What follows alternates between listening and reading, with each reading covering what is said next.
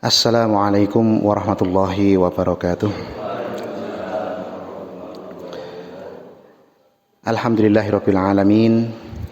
Alhamdulillahilladzi anzala ala 'abdihil kitaba wa lam yaj'al lahu iwaja qayyiman liyundhira ba'san syadidan min ladunhu wa yubashshiral mu'minina alladzina ya'malunas shalihati anna lahum ajran hasana makitsina fihi abada wa yundhiral ladzina qalu ittakhadallahu walada. Wa asyhadu an la ilaha illallah wa asyhadu anna Muhammadan abduhu wa rasuluh. Allahumma salli wa sallim wa barik ala Muhammad wa ala ali Muhammad kama sallaita ala ali Ibrahim innaka Hamidum Majid. Amma ba'du fa ya ibadallah usikum wa iyaya nafsi bitaqwallah. Ittaqullaha haqqa tuqatih wa la tamutunna illa wa antum muslimun. Bapak-bapak, ibu-ibu, jamaah sholat subuh yang dirahmati Allah. Alhamdulillah biidnillahi, pagi hari ini Allah subhanahu wa ta'ala masih memperkenankan kita untuk mengamalkan ketaatan kepadanya dalam bentuk sholat subuh yang kita kerjakan secara berjamaah ini. Dan juga ini kita mau berkumpul untuk sedikit kita mendengarkan nasihat dari para ulama, mungkin penjelasan dari ayat Al-Quran. Apa yang kita lakukan ini meskipun terjadi dengan usaha dari diri kita, tetapi pada hakikatnya ibadah itu tetap tidak akan terwujud apabila Allah tidak memberikan karunia kepada kita. Kita untuk bisa menikmati sesuatu, melakukan sesuatu, ya, kita itu memerlukan sekurang-kurangnya 3 kenikmatan dari Allah Subhanahu wa ta'ala. Kita memerlukan tenaga, kita memerlukan waktu. Dan bisa kita lihat bagaimana orang yang tidak bertenaga, orang yang tidak punya kekuatan, tidak punya kesehatan, mereka tidak bisa melaksanakan ibadah seperti normalnya yang lain yang masih sehat. Demikian pula yang sehat tetapi tidak mendapatkan waktu longgar, maka dia pun tidak sempat untuk mengerjakan ibadah. Itu 2 ibadah Allah. Dan yang paling mahal harganya adalah yang ketiga, itu adalah nikmat kemauan. Karena banyak di antara kita yang dikaruniai kesehatan, dikaruniai kesempatan, mampu untuk hadir dalam amal soleh, mampu untuk melaksanakan ketaatan, melaksanakan perintah Allah, dan juga sempat untuk melakukannya, ada waktunya, tetapi dia tidak bergerak untuk melaksanakan itu semua. Apa yang menghalanginya? Yang menghalanginya adalah ketidakmauan. Maka ibadah Allah, kesadaran kita untuk melaksanakan perintah Allah, mematuhi larangan-larangannya, kesadaran itu sendiri adalah nikmat yang besar dari Allah Subhanahu wa ta'ala.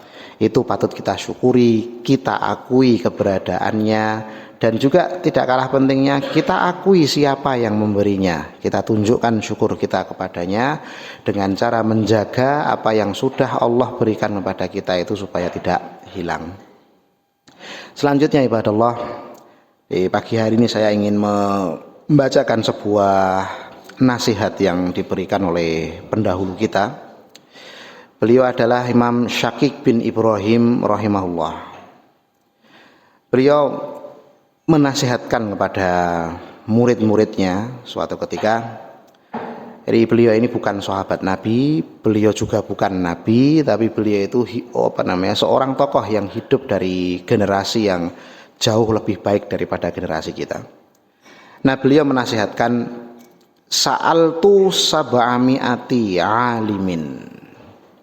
Aku pernah tanya kepada 700 orang alim. Orang Arab kalau ngomong kata bilangan itu seringkali yang dimaksud itu bukan jumlah yang pasti, tapi kadang-kadang yang mereka maksudkan itu adalah ekspresi tentang banyaknya jumlah. Jadi maksud beliau adalah, aku pernah tanya kepada banyak orang alim. Tanyaku an khamsati asya'a. Tanya tentang 5 hal. Fakulluhum ajabu bijawabin wahidin. Untuk 5 pertanyaan itu sekian banyak ulama yang saya tanyai semuanya menjawab dengan jawaban yang sama. Ya, untuk setiap pertanyaan dari setiap alim itu jawabannya sama. Qultu, aku katakan kepada setiap alim yang aku tanya, manil aqilu, siapakah orang berakal yang sebenarnya? Orang berakal, kalau orang mungkin secara umum mengasosiasikan berakal itu berarti pinter. Dari sudut pandang Islam, yang namanya akal itu sebenarnya tidak selalu berhubungan dengan intelijensia, tidak selalu berhubungan dengan kepandaian, tidak, ibadallah. Justru sebaliknya, kepandaian intelijensia, kepandaian nalar dalam bahasa Arab itu disebutnya bukan akal tapi disebutnya ro'yi. Ya. Adapun akal, ya, akal itu kalau diartikan itu artinya ikatan. Dalam bahasa Arab, kata ikatan itu juga disebut dengan kata yang lain yaitu akad. Ya, dari kata akad lahirlah kata akidah. Ya, dari kata akad adalah keluar kata akidah. Sehingga yang disebut dengan akal menurut para ulama dari sudut pandang Islam ya, itu bukan kepandaian nalar, tapi itu adalah keyakinan yang kuat kepada Allah Subhanahu wa ta'ala. Nah, tetapi kebanyakan orang tidak sampai pemahamannya ke titik itu. Ketika dengar kata akil, ya anggapannya adalah ini orang yang pandai dalam menalar sesuatu, pandai dalam menyelesaikan persoalan yang dia hadapi di kehidupannya. Maka di sini Imam Syakik bin Ibrahim ini mencoba untuk mencari keterangan dari para ulama, tidak hanya satu dua tapi banyak ulama seperti beliau bilang. Kepada setiap mereka beliau tanyakan, siapa sebenarnya orang yang berakal itu? Dijawablah oleh sekian banyak ulama dengan jawaban yang sama. Qalu al-aqilu man lam yuhibbid dunya. Ya. Al-aqil, orang berakal yang sebenarnya adalah man, siapa yang lam yuhibbi, tidak mencintai ad-dunya, dunia. Ini maksudnya adalah tidak mendahulukan cinta dunia atas kecintaannya kepada yang lain. Karena sebagai manusia Allah ciptakan semuanya itu dengan naluri untuk suka dengan hal-hal yang baik dari kehidupan dunia. Orang menyukai harta itu sesuatu yang lumrah, ya, wajar. Orang suka dengan hal-hal yang enak, menyenangkan dari kehidupan dunia, itu naluri manusia. Orang memilih sesuatu yang ringan untuk dikerjakan, orang memilih yang nyaman untuk dijalani, itu semuanya naluri. Ya, itu semuanya adalah naluri, gitu. Tetapi ya, kecintaan orang-orang yang berakal ya itu kepada hal-hal yang bersifat duniawi ini tidak mereka unggulkan hingga mengalahkan kecintaan mereka kepada yang lain. Siapa itu yang lain? Itu adalah kecintaannya kepada Allah, kepada Rasulullah, kepada Islam. Orang yang berakal itu pasti mendahulukan cintanya kepada Allah, mendahulukan cintanya kepada Rasulullah, mendahulukan cintanya kepada Islam. Cinta kepada tiga hal ini pada akhirnya nanti akan melahirkan tindakan yang sama. Ya, orang-orang yang berakal itu akan mendahulukan kecintaannya kepada tiga itu tadi daripada kecintaannya kepada kesenangan dunia. Ya, artinya saat dia harus melewatkan kesenangan dunia, bila dia melewatkan itu demi menunjukkan kecintaannya kepada Allah, Rasulullah, pada Islam, maka dia tidak akan merasa rugi, tidak akan merasa kehilangan. Ya, maka apabila ada seseorang yang dia ketika kehilangan atau melewatkan sesuatu dari kesenangan dunia ini, kemudian dia sangat bersedih, ya, jazakumullah khairan, dia merasa sangat bersedih, kemudian dia hingga putus asa, ya, hingga dia berhenti menjalani kehidupannya, ya, tidak mau berbuat apa-apa lagi. Dan itu menunjukkan bahwa kecintaan dia kepada dunia itu melebihi kecintaannya kepada Allah Subhanahu wa ta'ala. Nah, maka kita perlu melihat diri kita ya. Karena orang yang berakal itu hasil dari akal sehatnya adalah dia tidak mendahulukan dunia di atas kepentingan yang lainnya, di atas kepentingannya Allah Subhanahu wa taala. Kenapa demikian?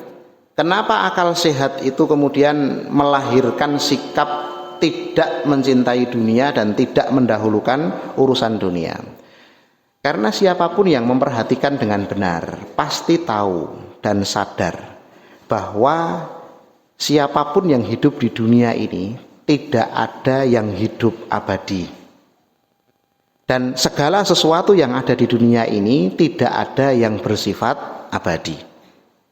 Apa yang ada di dunia ini selalu dimulai dengan awal dan berakhir dengan habis atau hilang. Semua seperti itu. Kita misalnya suka dengan harta. Harta pada diri kita itu bermula dengan tidak ada, kemudian ada.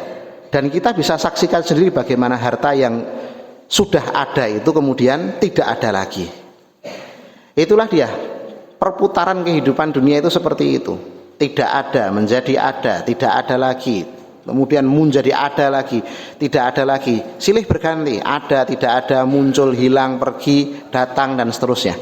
Ya, selalu seperti itu kehidupan kita. Artinya apa?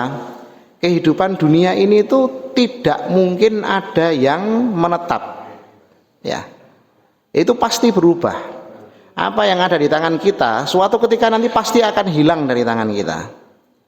Nah, memperjuangkan atau mengusahakan atau upaya kita untuk menguasai hal-hal yang sifatnya sementara seperti ini kan pada akhirnya menyebabkan kerugian kita.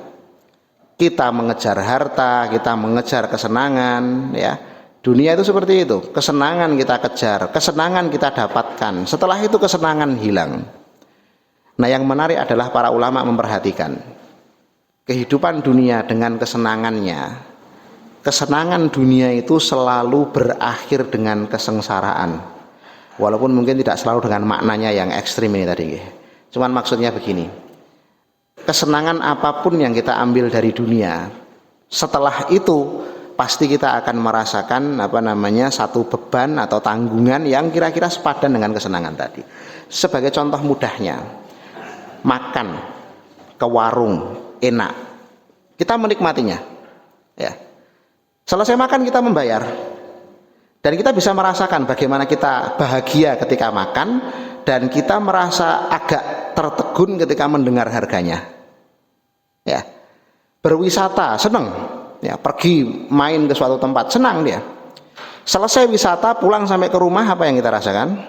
Capek, ya, perasa badan kita capek semuanya. Kemudian sampai di rumah yang mungkin biasanya masih bisa mengerjakan pekerjaan rumah karena dia pulang dari safar nih tadi, dia langsung beristirahat, dia tidak bisa berbuat apa-apa hingga akhirnya esok harinya pekerjaan yang tertunda di hari sebelumnya tertumbuk pada hari berikutnya. Kesengsaraan lagi. Tidak ada kesenangan di dunia ini yang tidak berujung dengan kesengsaraan, tidak ada. Maka orang yang berakal pasti akan menyadari hal itu. Dan ketika seseorang menyadari hal itu, maka dia tidak akan mengorbankan segala-galanya hanya demi mendapatkan dunia yang akhirnya hilang lagi. Gitu. Nah, ibaratnya mungkin dalam gambaran yang lain tuh. Jenengan ketika punya duit, ya, jenengan ketika punya duit, ya, duit yang jenengan punya ini cukup buat beli motor, ya. Tetapi jenengan juga bisa dengan duit yang sama menyewa motor, gitu. Jenengan pilih mana? Nyewa motor apa beli motor? Nek nyewa kan nanti harus dikembalikan, ya. Lo kan murah nyewa motor, gini loh. Misalnya 10 juta misalnya cukup beli motor second. 10 juta juga bisa buat nyewa motor. Tapi dengan jenengan membeli motor itu kan selamanya jadi milik jenengan. Dengan jenengan menyewa 10 juta untuk nyewa motor itu paling berapa lama? Setahun 2 tahun nanti dia harus dikembalikan lagi. Atau mungkin kalau motor nggak terasa mungkin rumah. Jenengan punya uang yang cukup untuk mendapatkan rumah. Jenengan pakai uang itu untuk ngontrak atau untuk bikin rumah. Nah, jenengan bikin rumah itu rumah selamanya buat jenengan. Nah, jenengan gunakan untuk ngontrak, apa yang terjadi nantinya? Setelah habis masa kontraknya kita harus meninggalkan rumah itu. Dan kalau kita pikirkan, padahal dengan nilai yang sama tadinya saya harusnya bisa mendapatkan rumah yang tidak perlu saya tinggalkan lagi. Logika orang sehat pasti akan memilih saya beli rumah daripada menyewa, karena memang duitnya ada. Kalau kasus yang terjadi di tempat kita sekarang ini kan orang mengontrak itu kan karena memang tidak ada duit untuk membeli rumah, itu beda cerita. Yang saya gambarkan sebagai analogi tadi adalah dia bisa membeli rumah tetapi dia memilih mengontrak rumah. Tentunya yang lebih menguntungkan adalah membeli, karena dengan membeli barang itu jadi milik kita selamanya. Dengan mengontrak barang ini memang dalam kekuasaan kita, tetapi akhirnya nanti harus kita kembalikan. Dunia itu seperti itu. Ya, potensi yang kita miliki, potensi kekuatan kesehatan, potensi waktu yang kita miliki, itu bisa kita pakai untuk menghasilkan keuntungan akhirat. Bisa kita pakai untuk menghasilkan keuntungan akhirat. Tetapi dengan potensi yang sama, tenaga yang sama, waktu yang sama, itu pun juga bisa kita pakai untuk mengejar keuntungan dunia. Nih, sebagai contoh ini, duduk tengok ngalamun itu kan ya apa namanya, kalau di mat-mat gitu ya penak kayak orang ngopo-ngopo kok ya mbayangke sing penak-penak ya nggih.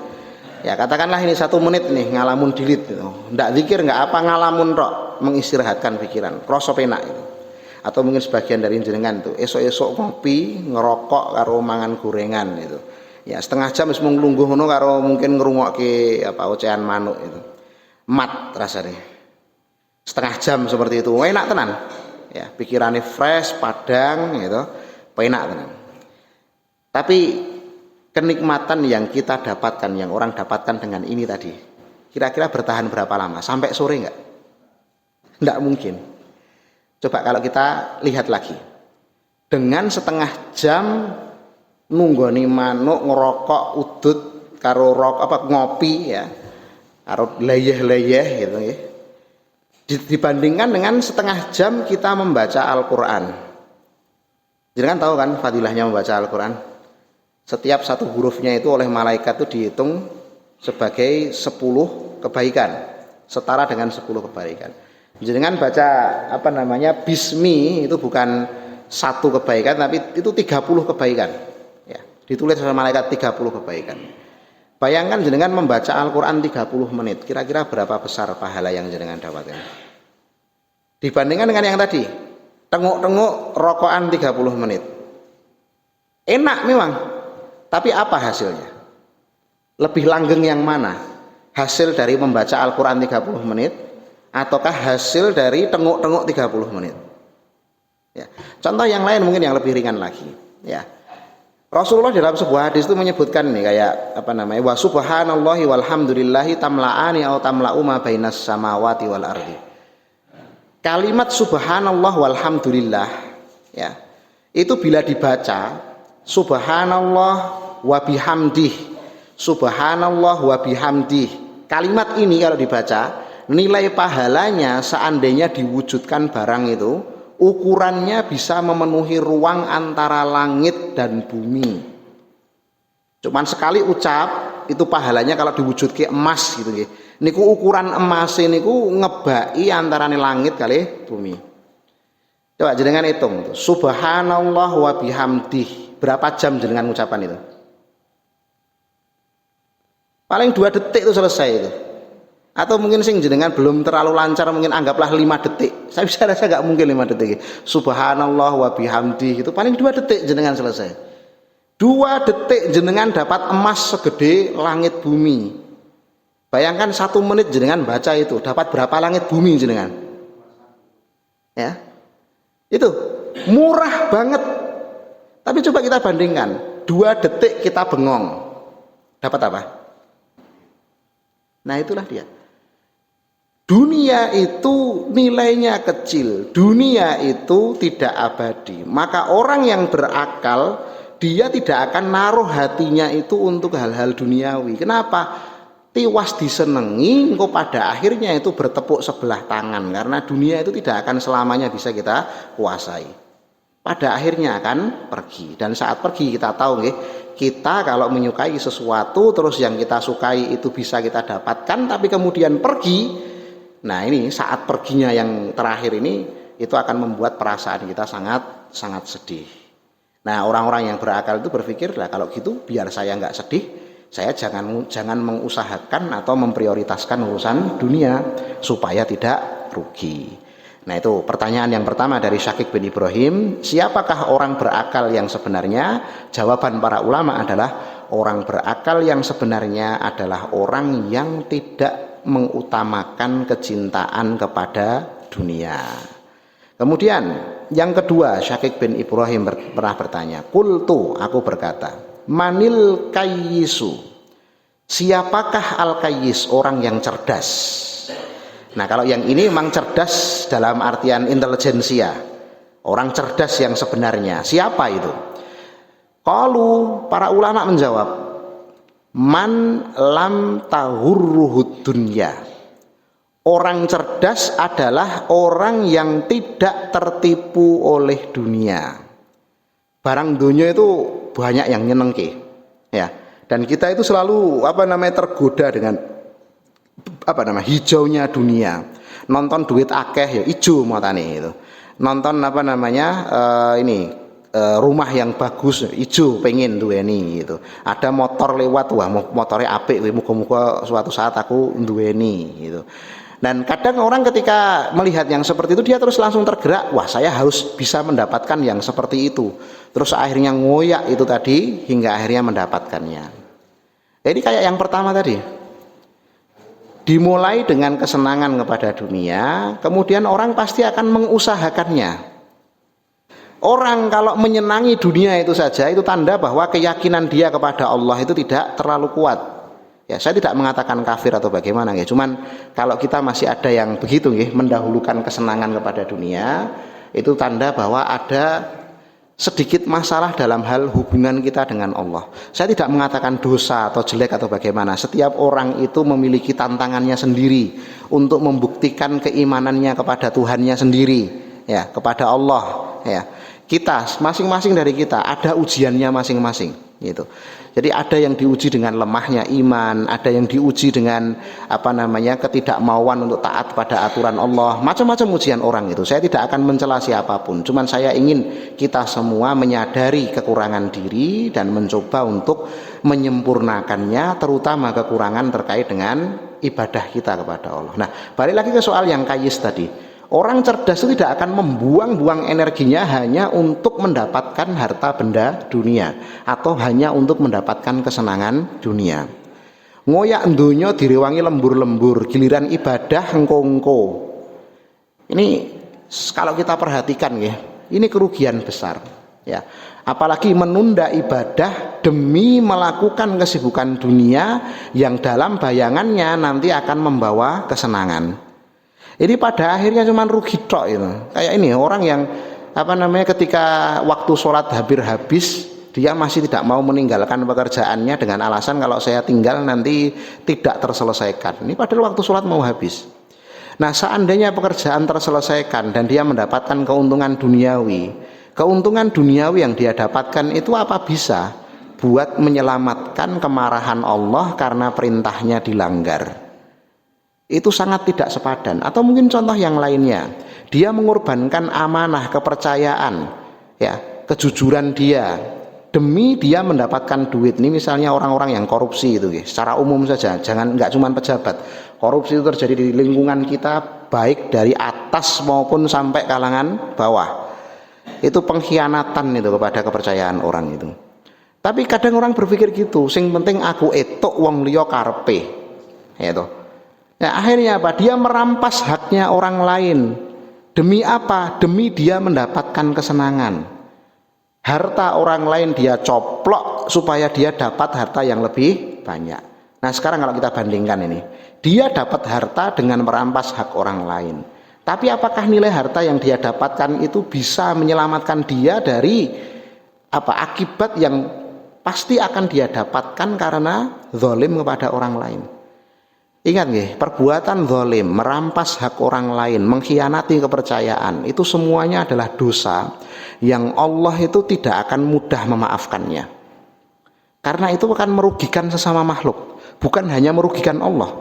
Nek soal merugikan Allah, Allah itu nggak rugi sebenarnya. Cuman Allah itu tidak terimanya adalah pengkhianatan dan kezaliman itu menyebabkan makhluk sesama makhluk itu menjadi terampas haknya. Itu yang Allah tidak suka. Makanya Allah pasti akan menuntut ini koruptor ini tadi atau perampas hak orang ini tadi sampai dia dimasukkan ke dalam neraka. Pasti itu. Nah sekarang, lah korupsi niki piro kok ya direwangi mlebu neraka. Ya. Orang yang tidak akan berpikir, lah saya dapat segitu, tapi nanti resikonya masuk neraka. Di neraka kita juga tidak bisa ngapa-ngapain, disiksa. Ya mending sabar lah, rekoso-rekoso sidik dunya, tapi akhiratnya nanti kita bebas dari kesengsaraan. Itu orang yang cerdas. Itu. Kemudian beliau bertanya lagi kepada para orang alim ini, manil ghaniyu, siapakah orang kaya yang sebenarnya? Nek persepsi umum itu sing jenenge sugih ini kan bondone kathah. Gitu. Tapi hakikat kaya itu nih, kata ghani dalam bahasa Arab itu memang artinya kaya, tapi menariknya adalah kata ini juga digunakan dengan arti cukup, ya, merasa cukup. Nah, jadi pertanyaan ini seolah mengatakan siapa atau sebenarnya orang yang hatinya itu dipenuhi dengan perasaan cukup, sehingga seolah-olah dia itu kaya, meskipun harta dia itu tidak berlimpah. Dijawab oleh para ulama, al-ghani, ya, alladzi yardha bima qasamallahu lahu. Orang kaya sebenarnya adalah orang yang merasa puas, selalu merasa puas kepada apa yang Allah bagikan untuknya, kepada Allah, kepada apa yang Allah berikan untuknya. Merasa puas dengan apapun yang sudah kita dapatkan. Itu mirip seperti ungkapan orang Jawa, narimo ing pandum itu tadi. Jadi tidak merasa tamak, ya, mengakui keberadaan nikmat yang ada pada diri sendiri, kemudian menilai bahwa yang datang itu cukup untuk dirinya. Karena memang hakikatnya begitu. Allah itu tidak pernah ngasih kurang. Allah itu nek ngasih kepada kita itu kondisinya ada dua. Kadang ngasihnya itu pres, butuh 10.000, maring ini 10.000 pres langsung entek. Dan cara satu lagi yaitu Allah memberikannya lebih. Dan mana yang lebih sering pada kita? Kita mungkin akan mengatakan berarti nek aku iki kerep-kerepe pres. Mboten. Faktanya kita itu lebih sering diberi oleh Allah itu lebih dari yang kita butuhkan. Kebutuhan pokok kita, nek keterangan Nabi lho nggih, itu sebenarnya adalah apa yang kita butuhkan untuk 3 hari. Untuk hari ini, besok dan besoknya lagi. Karena kalau kita pikir nih, siapa yang jamin jenengan 4 hari lagi masih hidup? Siapa yang jamin itu? Karena tidak ada jaminan 4 hari lagi kita masih akan hidup, maka menyiapkan diri untuk 3 hari itu sudah sangat cukup. Nah sekarang saya tanya jenengan, nek belanja niku nilai belanjane cukup 3 dino napa punjul? Saya yakin nilai belanja jenengan, mau itu yang bulanan, mau itu yang setiap Sabtu, ya, atau di tempat yang lain setiap Kamis, saya yakin nilainya pasti lebih dari kebutuhan jenengan untuk 3 hari. Itu tanda bahwa Allah itu ngasih lebih buat jenengan. Mungkin ada yang akan protes, tapi kan kuwi dienggo 7 dino, misalnya aku kerja 7 dino, diblonjo kan dienggo 7 dino meneh tekan belanjan sisuke meneh. Itu. Iya memang hitungannya begitu. Cuman coba gini, coba kita pikirkan dengan sehat ya. Kadang-kadang kan atasan kita itu kan pas ra duwe duit belanjane telat. Nate ngalami mboten? Ya, diutang karo bose. Ya. Nate ngalami mboten? Ya. Nek nate coba jenengan kula tanglet, niku pas jenengan mboten diblonjo niku napa terus jenengan mati? Lah tesih urip to nggih.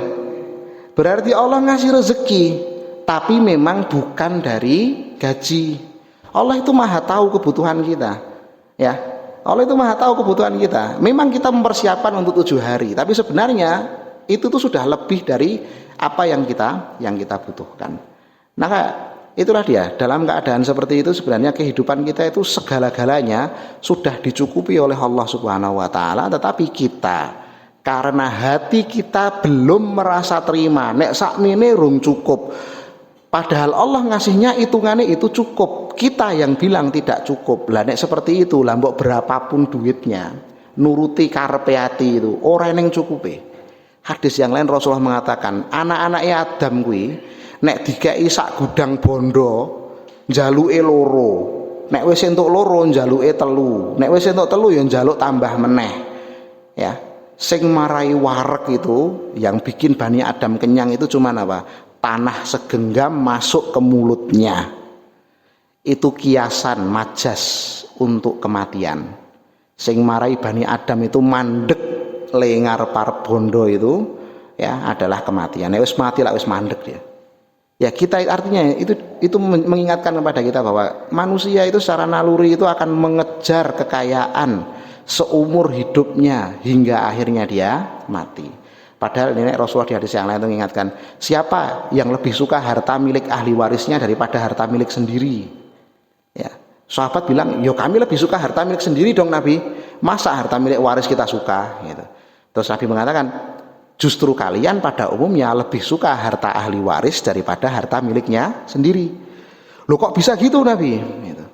Siapapun punya harta kemudian dia infakkan, maka harta itu disimpan oleh Allah untuk dikembalikan ke dia di akhirat nanti. Tapi siapapun yang menahan hartanya dan dia tidak menginfakkannya, maka harta itu nanti pada akhirnya dia tinggal mati dan dibagikan kepada ahli warisnya. Kita punya penghasilan, kita pakai sebagiannya, kita habiskan. Sebagian lagi mungkin karena kita takut, khawatir, terus kita simpen. Yang kita simpen itu kita pikir itu milik kita. Padahal ketika tiba-tiba kita meninggal dunia, yang kita simpen itu kan beralih milik. Sebelumnya punya kita, tapi karena kita sudah meninggal jadi milik siapa itu? Miliknya ahli waris. Kalau kita pikir-pikir lah, berarti urip rekoso ngono ngene entek-entekane mung dienggo wong liya. Lah nek ngono kan mending wis sak madya wae, sak cukupe. Lah engko anak-anak piye? Anak-anak wis seneng rezekine dhewe-dhewe, kaya dene aku ya duwe rezekiku dhewe. Orang tua kita punya rezeki mereka, kita punya rezeki kita. Demikian juga kita punya rezeki kita, anak kita juga punya rezekinya. Tapi kita harus ingat kewajiban kita para lelaki, kewajiban kita adalah menanggung nafkah anak dan istri kita. Itu bagian dari perintah Allah. Itu. Nah, kemudian yang terakhir yang ditanyakan oleh siapa namanya Syakik bin Ibrahim adalah manil faqih, siapakah orang yang faham agama dengan sebenarnya? Ya. Kemudian jawab para ulama, alladzi yamtani'u min talabiz ziyadati. Orang yang faham agama sebenarnya itu adalah orang yang menolak atau orang yang tidak mau untuk meminta agar ditambah kekayaannya atau agar ditambah harta duniawinya. Itu adalah orang yang benar-benar faham nilai dari agama Islam ini. Maka ibadah Allah, jamaah sholat subuh yang dirahmati Allah, ya, kita mari dalam kehidupan kita, satu, kita dahulukan kepentingan Allah daripada kepentingan kita sendiri. Ya. Yang kedua, mari kita keluarkan tenaga kita curahkan potensi kita lebih banyak untuk beribadah daripada untuk mengejar kesenangan dunia. Toh juga cara kita beribadah kepada Allah itu tidak harus dengan sholat dan puasa, karena sebagian nilai ibadah itu bisa kita dapatkan dari amalan-amalan seperti pekerjaan sehari-hari, ya, menolong orang yang membutuhkan, yang tidak melibatkan ibadah secara murni. Bahkan kita bekerja bila kita lakukan dengan niat yang benar, cara yang benar, ya, maka Allah akan menilai pekerjaan kita itu sebagai seperti sebuah ibadah. Nah ini. Kemudian yang ketiga, ya, mari kita belajar untuk menerima, ya, melapangkan hati kepada apapun yang sudah Allah berikan kepada kita. Belajar bersyukur dengan baik, ya. Belajar untuk meyakini bahwa yang kita terima meskipun jumlahnya kecil, tapi itu sudah Allah ukur sesuai dengan kebutuhan kita. Dan mari kita belajar untuk meyakini bahwa kapanpun kita butuh, Allah pasti akan menyediakan. Dan bila Allah sudah memberikan, berarti yang Allah berikan itu cukup. Yang perlu kita kendalikan adalah nafsu kita. Jangan sampai kita ini berusaha memuaskan nafsu kita, hawa nafsu kita. Karena biaya untuk memuaskan hawa nafsu itu tidak akan cukup ditutup dengan seluruh kekayaan di alam semesta ini, nggak akan cukup. Karena karakter kita manusia itu selalu tamak, ingin menguasai segala-galanya. Itu saya rasa yang bisa kita garis bawahi untuk pagi hari ini, dan mudah-mudahan Allah memudahkan kita untuk senantiasa berjalan di jalan kebenaran, senantiasa punya kekuatan untuk kita melakukan amal soleh, mematuhi perintah-perintah Allah, melaksanakan perintah-perintahnya, mematuhi larangan-larangannya, dan mudah-mudahan Allah berikan kita istiqomah hingga akhir hayat kita, sehingga kita mengakhiri hidup kita dengan husnul khotimah. Ya, barakallahu fikum, sallallahu ala Muhammad wa ala ali Muhammad, walhamdulillahi rabbil alamin, wassalamualaikum warahmatullahi wabarakatuh.